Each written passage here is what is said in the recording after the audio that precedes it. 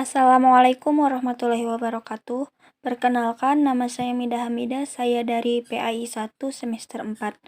Di sini saya akan memaparkan materi tentang perkembangan ilmu zaman periode Islam. Perkembangan ilmu zaman Islam tentang pentingnya ilmu tumbuh bersama dengan munculnya Islam itu sendiri. Ketika Rasulullah SAW menerima wahyu pertama yang mula-mula diperintahkan kepadanya adalah membaca, Jibril memerintahkan Muhammad dengan bacalah dengan menyebut nama Tuhanmu yang menciptakan dari kata Iqra.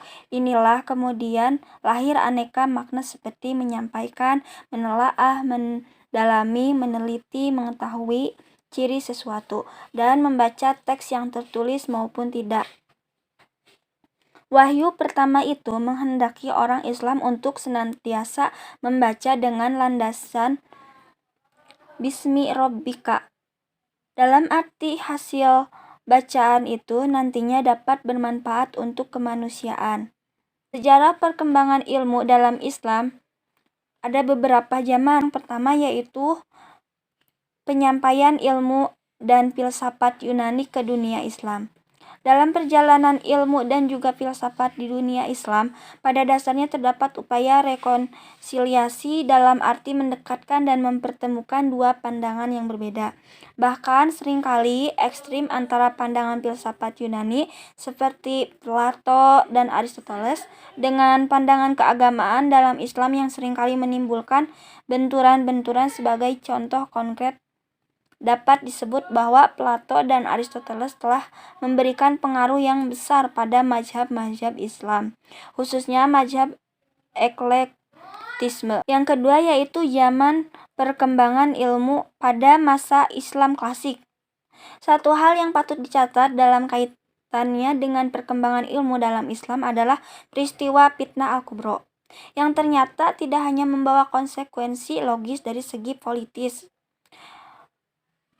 seperti yang dipahami selama ini, tapi ternyata juga membawa perubahan besar bagi pertumbuhan dan perkembangan ilmu di dunia Islam.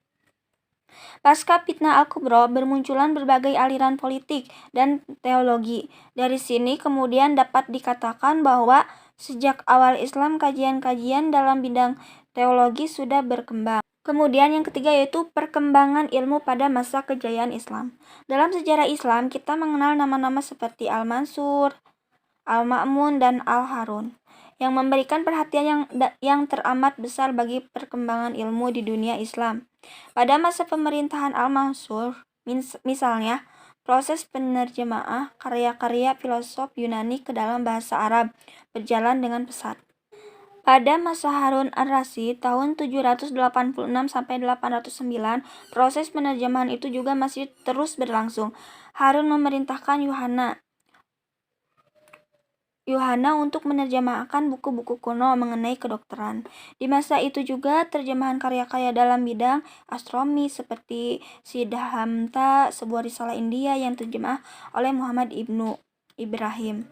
Perkembangan ilmu selanjutnya berada pada masa pemerintahan Al-Ma'mun tahun 813 sampai 833.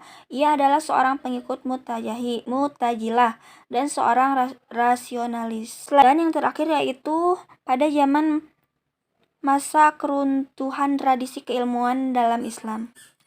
Abad ke-18 dalam sejarah Islam adalah abad yang paling menyedihkan bagi umat Islam dan memperoleh catatan buruk bagi peradaban Islami secara universal.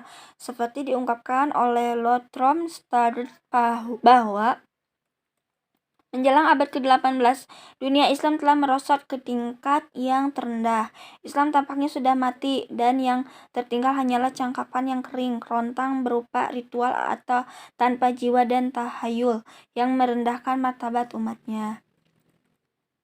Ia menyatakan seandainya Muhammad bisa kembali hidup, dia pasti akan mengutuk para pengikutnya sebagai kaum murtad dan musyrik. Barat. Runtuhnya bangunan tradisi keilmuan Islam secara garis besar dapat diterangkan karena adanya sebab-sebab. Di antaranya, dalam buku The Reconstruction of Religious Thought in Islam, Iqbal menyatakan bahwa salah satu penyebab utama kematian ilmiah di kalangan umat Islam adalah diterimanya paham Yunani mengenai realitas yang pada pokoknya bersifat statis, sementara jiwa Islam adalah dinamis dan berkembang. Sebab lainnya yaitu menyebabkan karena kehancuran tradisi keilmuan Islam adalah persepsi yang keliru dalam memahami pemikiran Al-Ghazali. Orang umumnya mengancam Al-Ghazali karena ia menolak filsafat seperti yang ia tulis dalam Tahaful al-Falasifahnya. Pada ia sebenarnya menawarkan sebuah metode yang ilmiah dan rasional dan juga menekankan pentingnya pengamatan dan analisis serta sikap skeptik. Hal ini misalnya ia tuangkan dalam karya yang berjudul Al-Munaqidh min Dalal. Selain itu, umat Islam juga tidak memperhatikan karya Ibnu Rushd atau Tahaful al-Tahafut yang membela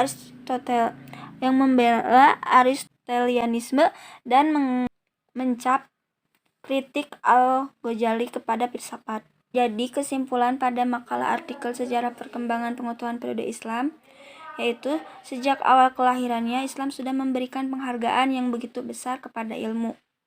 Sebagaimana sudah diketahui, Nabi Muhammad SAW ketika diutus oleh Allah sebagai Rasul mengubah masyarakat Arab jahiliyah menjadi masyarakat yang berilmu dan beradab.